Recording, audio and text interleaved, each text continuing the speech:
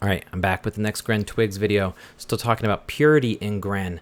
I talked about the Gren runtime and how it enables a lot of this nice peace of mind type features in Gren.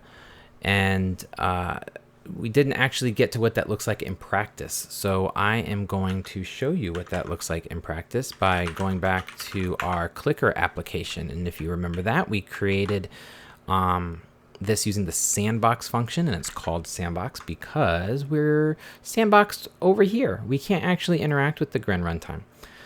So let's say we want to upgrade our application so that it persists this count to local storage.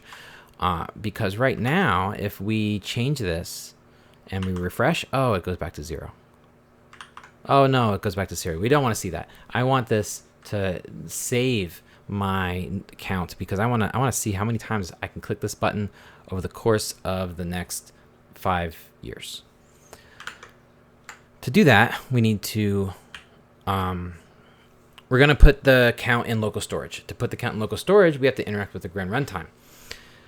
To interact with the Gren runtime, we need to upgrade from a sandbox to something called an element. And we're going to have to make other changes, but I'm going to show you a little bit of what it feels like to change your refactor code in Gren with the confidence that the compiler has your back. I am just going to change from sandbox to element, and then I'm going to save and only change my application, only change the pieces of my application that the compiler says, hey, this is wrong. And the first thing it says is wrong is our init function. Well, it says the record is wrong, and the first part of the record that's wrong is the fact that our init function is returning an int, but it should be returning this, it should be accepting something called flags. Don't worry about flags. We'll talk about flags later. We're not going to use it. So parameters that you don't use, you just use an underscore. So it takes something called flags, which we're not using, and then it returns a record. The record will still have our model, but it can also have a command. So instead of just returning 0 for our model, we're returning 0 and an optional command. I'll get into what I mean by optional later because I don't want to change too much. I want to keep the compiler telling me what I need to change. So I know I'm returning the wrong thing here, but let's wait till the compiler gets really upset with me. Okay, yes, there we go. Something is off with the body of the init definition. It's a 0, which is a number, but I expect this record. So we'll return our 0 as part of this record. And our command, and here's what I said about it being optional. We're not going to do commands just yet. So Gren has this function called none in the command module that we can use to say, hey, you know, I mean, I know I have to return a command, but don't worry about it. It's fine. We got no commands at the moment. Just chill. All right, our update function is returning a model, but it should be returning similar to init, the model as part of this record, which can also have a command. All right, now something's off with these branches. It's returning the wrong thing. We're just returning a model, but we should be returning the model as part of a record. Again, we're not actually interested in commands yet. We just need to conform to this interface. Now there's a whole new thing called subscriptions. We haven't even touched on subscriptions. Those are, I'll go back to this.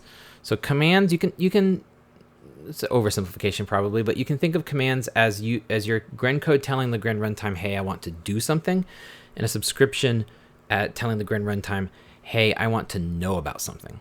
You know, like there's some external event that I want to receive a message about. But again, we are not interested in that. So it says the subscriptions function doesn't exist. Let's make that. I don't remember what the signature for that is supposed to be, but I know it's definitely not an int. So let's say it is an int and let the compiler tell us what it should be. All right, the compiler says it should take a model, which again, we're not going to use, and return a subscription. Similar to command, it has this, I don't even remember if I explained this when I typed it out earlier, but the command type and the subtype here have an associated type with it, and it's going to be the type that describes the messages that we expect to come to our update function. So sub and command will have this type attached to it.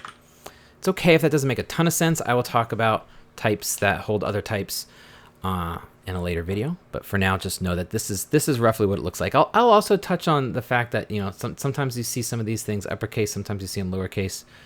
Don't super have to understand the difference just yet. I'll get into it. All right, one more thing. Something's off with subscriptions. We didn't actually conform to the interface. Now we have. All right, it compiled.